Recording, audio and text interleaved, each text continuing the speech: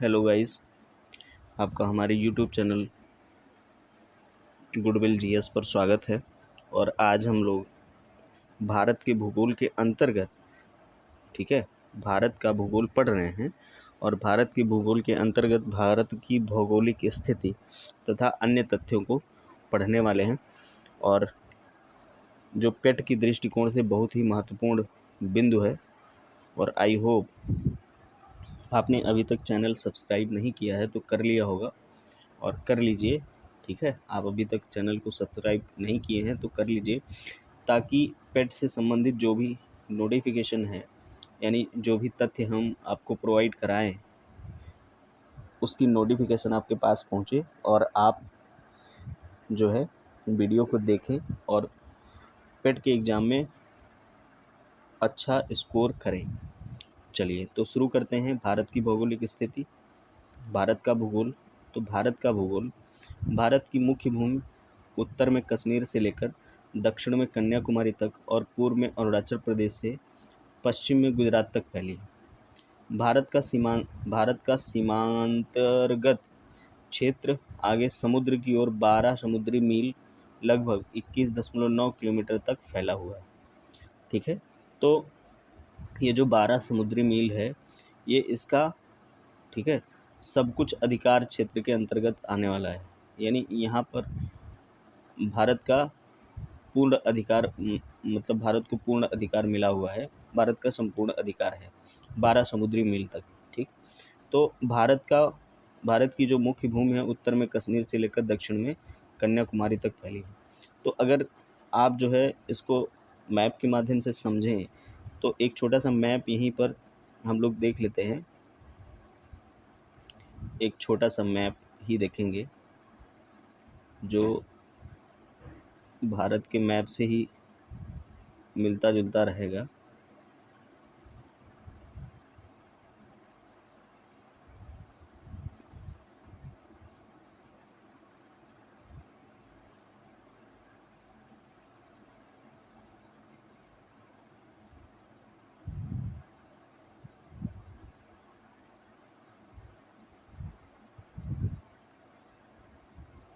जैसे देखिए, ये है भारत का, ये छोटा मोटा मैप है। और यहाँ पर श्रीलंका एक पड़ोसी देश है हमारा। तो कह रहा है कि भारत की मुख्य भूमि उत्तर में कश्मीर से लेकर, तो उत्तर में यहाँ पर कश्मीर है, लेकिन ये कश्मीर ना समझिए, अब वर्तमान में क्या हो गया है, लद्दाख हो गया है। लद्दाख, ठीक है, लद्दाख से लेकर, तो यहाँ पर ये कश्मीर का पूर्व में कश्मीर और वर्तमान में लद्दाख के नाम से जाना जाता है। लद्दाख से लेकर और दक्षिण में कन्याकुमारी, यहाँ पर है कन्याकुमारी। ठीक है, इस स्थान पर कन्याकुमारी है।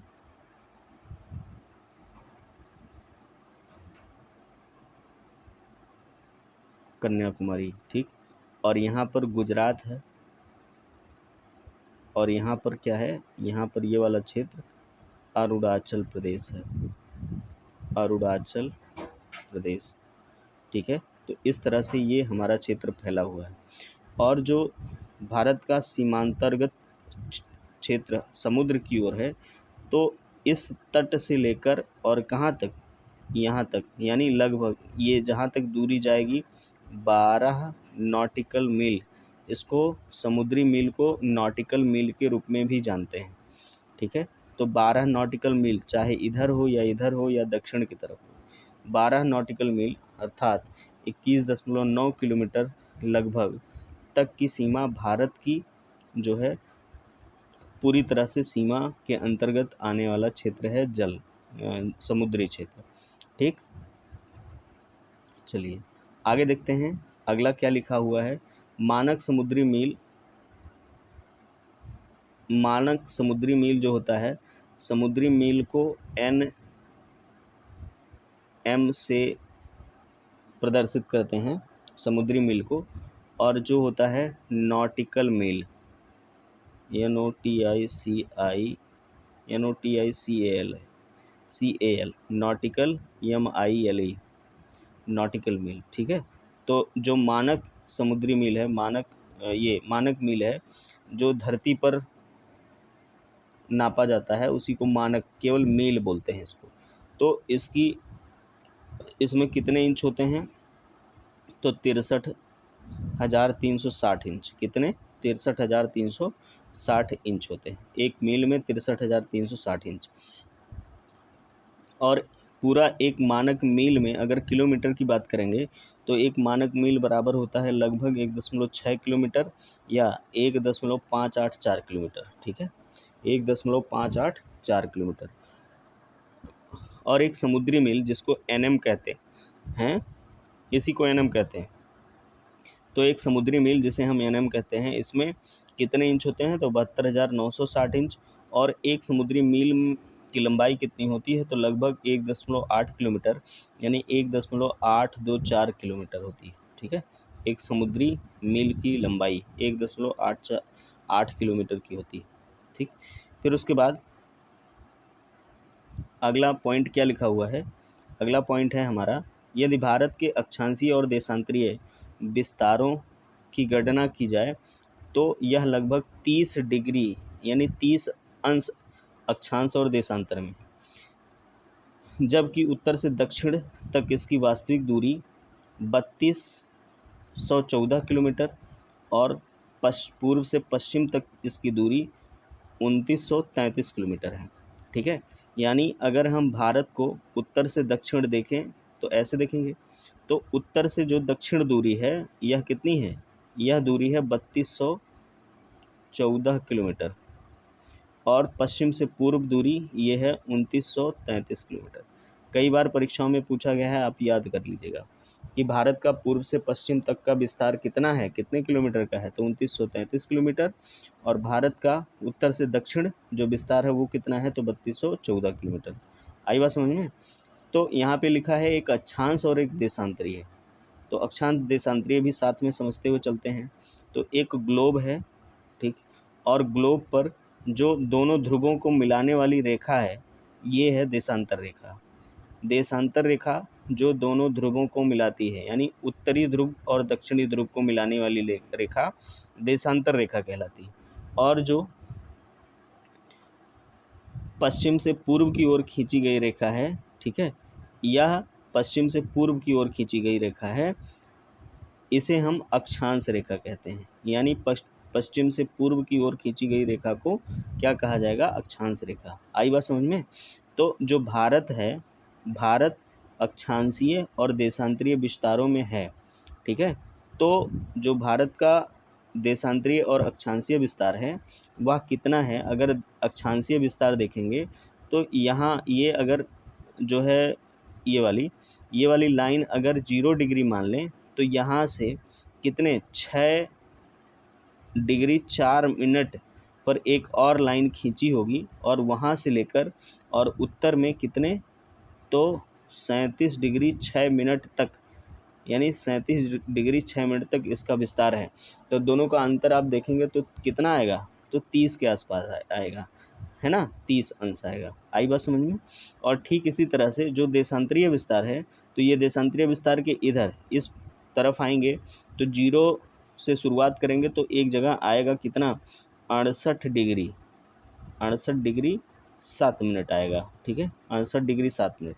और कहाँ तक जाएगा? तो 180 के पहले 97 डिग्री 25 मिनट आएगा। तो इन दोनों का अंतर भी आप देखेंगे तो लगभग कितना हो रहा है? 30 अंश हो रहा है। तो वही लिखा है कि अगर अक्षांशीय विस्तार और देशांतरीय विस्तार की गणना करें तो लगभग 30 डिग्री आता है। ठीक है, अब 30 डिग्री तो है लेकिन लंबाई में अंतर है। तो कितने का अंतर है? लगभग 300 किलोमीटर का अंतर है। तो यह अंतर क्यों है? तो आप ऐसे समझ लीजिए कि ये जो अक्षांश रेखा है ये पैरेलल है। क्या है? पैरेलल, अर्थात इनके बीच की दूरी हमेशा समान रहेगी। ठीक है, इनके बीच की दूरी हमेशा समान रहेगी, इसीलिए उत्तर से दक्षिण जो दूरी है वह 3214 किलोमीटर है। लेकिन जो देशांतरीय रेखा है यह दोनों ध्रुवों को मिलाती है, अर्थात एक बिंदु पर कहीं ना कहीं मिल रही हैं। तो इनके बीच की जो मैक्सिमम दूरी है वह केवल भूमध्य रेखा पर ही होगी, और जैसे जैसे ध्रुवों की तरफ बढ़ते जाएंगे, चाहे उत्तर चाहे दक्षिण, तो इनके बीच की दूरी कम होती जाएगी, इसलिए पूर्व से पश्चिम इसका विस्तार कम है। I hope you have got the point. ठीक, चलिए आगे देखते हैं। अक्षांश रेखाओं के मानों में यह ज्ञात होता है कि भारत का दक्षिणी हिस्सा उष्ण कटिबंध, उत्तरी हिस्सा उपोष्ण कटिबंध अथवा कोष्ण शीतोष्ण कटिबंध में स्थित है। ठीक है, तो अगर अक्षांश रेखा को देखें तो जो 0 डिग्री है यह भारत के दक्षिण है, और भारत की शुरुआत कहाँ से होती है? 6 डिग्री 4 मिनट से, 6 डिग्री 4 मिनट से। तो जो दक्षिणी हिस्सा है, ठीक है, तो कहाँ से हम मानते हैं कि उष्ण कटिबंध जोन में पड़ता है दक्षिणी हिस्सा? तो हमारी पृथ्वी कितनी झुकी हुई है? 23.5 डिग्री, 23.5 अंश झुकी हुई है हमारी पृथ्वी। तो 23.5 अंश से लेकर 6 डिग्री 4 मिनट अंश उत्तरी अंश यानी उत्तरी अक्षांश अंश के मध्य जो हमारे देश का भाग पड़ता है वही दक्षिणी हिस्सा कहलाता है। तो वहाँ पर गर्मी ज़्यादा होती है, उस क्षेत्र में गर्मी ज़्यादा होती है। ठीक है, इसीलिए उसको उष्ण कटिबंध कहते हैं। और उत्तरी हिस्सा उपोष्ण कटिबंध, उपोष्ण का मतलब कि 23.5 डिग्री के ऊपर वाला हिस्सा, जहाँ पर कम गर्मी पड़ती है अपेक्षाकृत। ठीक है, वहाँ पर हल्का सा ठंडे का एहसास होता है, तो वह उपोष्ण कटिबंध अथवा कोष्ण शीतोष्ण कटिबंध में आता है। I hope you are getting the point. ठीक है, चलिए आगे देखते हैं। यही स्थित देश में भूआकृतिक जलवायु, मिट्टी के प्रकारों तथा प्राकृतिक वनस्पति में पाए जाने वाली भिन्नता के लिए जिम्मेदार है या उत्तरदायी है। तो क्या उत्तरदायी है? तो भारत की जो अवस्थिति है, भारत की अवस्थिति कि दक्षिणी हिस्सा उष्ण कटिबंध में है, उत्तरी हिस्सा उपोष्ण कटिबंध अथवा कोष्ण कटिबंध में स्थित है। ठीक है, तो यही कारण है कि भारत में तमाम प्रकार की जलवायु यानी विश्व की लगभग सभी जलवायु भारत में पाई जाती है। विश्व में जितनी भू आकृतियाँ हैं लगभग सभी भू आकृतियाँ भारत में पाई जाती हैं, और मिट्टी के भी जितने प्रकार हैं वो सारे प्रकार की मिट्टी पाए जाते हैं, चाहे काली मिट्टी हो, लाल मिट्टी हो, बलुई मिट्टी हो, ठीक है, दोमट मिट्टी हो, सिल्ट मिट्टी हो, और जो है पीली मिट्टी हो, पीट मृदा बोलते हैं उसको, पीली मिट्टी हो, उसके बाद एक और है जलोढ़ मिट्टी हो। सारी मिट्टियाँ जो है भारत में पाई जाती हैं। ठीक, और जिसकी वजह से जो भिन्नता है वनस्पति में वह भी पाई जाती है, क्योंकि जो लाल मिट्टी में उत्पादन होगा वो जलोढ़ मिट्टी में नहीं होगा, जो पर्वतीय मिट्टी में उत्पादन होगा वह लाल मिट्टी में नहीं होगा, या फिर जलोढ़ मिट्टी में नहीं होगा। यानी अलग अलग स्थानों पर अलग अलग प्रकार की वनस्पतियाँ पाई जाती हैं। फिर आगे लिखा है, देशांतर रेखाओं के मानों से स्पष्ट होता है कि इनमें लगभग 30 डिग्री का अंतर है, जो कि अभी हमने ऊपर डिस्कस किया, जो हमारे देश के सबसे पूर्वी व पश्चिमी भागों के समय में लगभग 2 घंटों का अंतर पैदा करता है। तो यहाँ भी ये समझना ज़रूरी है कि ये 2 घंटे का अंतर कैसे होता है। ठीक है, 2 घंटे का अंतर कैसे हो रहा है? तो आप देखिए कि जो है अगर अगर सूर्य 4 मिनट तक चलता है तो वह 1 अंश तक चल लेगा। अगर वो सूर्य 4 मिनट तक मूव कर रहा है तो 1 अंश चलेगा। आई बात समझ में? 4 मिनट तक अगर चल रहा है तो सूर्य 1 अंश की दूरी, यानी चाहे वो अक्षांश रूप से देखा जाए या देशांतर रेखा के रूप में देखा जाए, ठीक है, तो वह 1 अंश की दूरी तय करता है। आई बात समझ में? तो 30 डिग्री का अंतर है, यानी अगर 4 मिनट बराबर 1 अंश होता है, ठीक, तो 2 घंटे बराबर कितना होगा? तो 2 घंटों को 4 मिनट में बांट लो आप। तो अगर 1 घंटे में 60 मिनट होता है और 60 मिनट बराबर अगर 4-4 के ग्रुप से बांटें तो कितना हो जाएगा? 60 मिनट में कितने 4 मिनट हो जाएंगे? 15 हो जाएंगे ना, 15। ठीक, तो 15 अंश जब सूर्य चलेगा तो कितने समय लेगा 15 अंश चलने में? आप ऐसे भी समझ लीजिए इसको कि अगर 4 मिनट सूर्य मूव करता है, ये मिनट का चिन्ह है, 4 मिनट सूर्य मूव कर रहा है तो कितना समय ले रहा है या कितनी दूरी मूव कर रहा है? 1 अंश। ठीक है, 1 अंश, और यह बराबर कितना होता है? तो 111.13 किलोमीटर के बराबर होता है। यानी सूर्य जो है 4 मिनट में 111.13 किलोमीटर चलता है। आई बात समझ में? ये मोटा मोटा याद रखना है। तो यदि यदि सूर्य 60 मिनट में चलेगा, सूर्य 60 मिनट में चलेगा, तब कितना? तो 60/4 गुणे 1 अंश, ठीक है, ये 10 नहीं है, ये 1 अंश है। तो 60/4 गुणे 1 अंश, तो 15 चौके 60 होगा, 15 हो, तो बराबर कितना? 1 से गुणा हो जाएगा तो कितना हो जाएगा? 15 अंश। आई बात समझ में? मतलब अगर ये 30 डिग्री का अंतर है तो 15 डिग्री बराबर 1 घंटा हो रहा है। 1 घंटा 60 मिनट हो रहा है, जो कि अभी डिस्कस किया। तो 30 डिग्री बराबर कितना हो जाएगा? 30 डिग्री बराबर 2 घंटे ना। तो भारत में जो 30 डिग्री देशांतर रेखा का अंतर है, वह कितने समय का अंतर पैदा करता है? 2 घंटे का। अर्थात अगर गुजरात में, यहाँ गुजरात में और अरुणाचल प्रदेश में तुलना किया जाए सूर्योदय से, तो यहाँ पर अगर सूर्योदय कितने बजे हो रहा है? 6 बजे हो रहा है। तो यहाँ पे सूर्योदय कितने बजे होगा? 8 बजे होगा, लगभग 8 बजे, ठीक है। इतना अंतर पैदा होता है। तो आपको ये समझना आवश्यक है कि ये 2 घंटों का अंतर भारत सरकार ने कैसे कम किया, ठीक है। तो भारत के बीचों बीच से जो रेखा गुजरती है, जिसको हम 82.5 डिग्री देशांतर रेखा कहते हैं, 82.5 डिग्री देशांतर रेखा, तो यह ठीक ठीक 1 घंटे पर, यानी 1 घंटे का अंतराल पैदा करने वाली रेखा है, ठीक है, जो 2 घंटे के बीचों बीच में है। तो उसी को भारत ने अपना मानक समय मान लिया है। और ये मानक समय, ठीक है, जो ग्रीनविच टाइम है उससे कितना आगे है? तो 5 घंटा 30 मिनट आगे है, 30 मिनट, ठीक है। कितना आगे है? 5 घंटा 30 मिनट। ये अंतर्राष्ट्रीय समय के अनुसार है। चलिए आगे देखते हैं। विश्व के देशों में आपसी समझ के तहत मानक याम्योत्तर रेखा या मानक याम्योत्तर 7 डिग्री 30 मिनट देशांतर के गुणक पर चुना जाता है। यही कारण है 7 डिग्री 30 मिनट के देशांतर के गुणक पर चुना जाता है, ठीक। यही कारण है कि 82 डिग्री 30 मिनट के पूर्व याम्योत्तर को भारत की प्रधान रेखा चुना गया है, या प्रधान मानक याम्योत्तर रेखा चुना। याम्योत्तर का मतलब देशांतर। ये प्रश्न पूछा गया है, आप भैया याद कर लीजिएगा कि भारत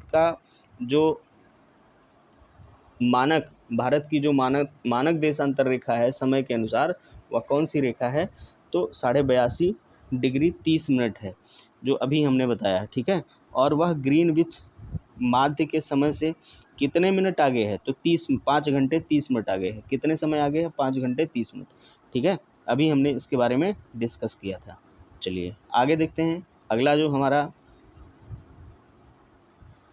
इससे संबंधित तथ्य है वो क्या है? तो कुछ ऐसे देश हैं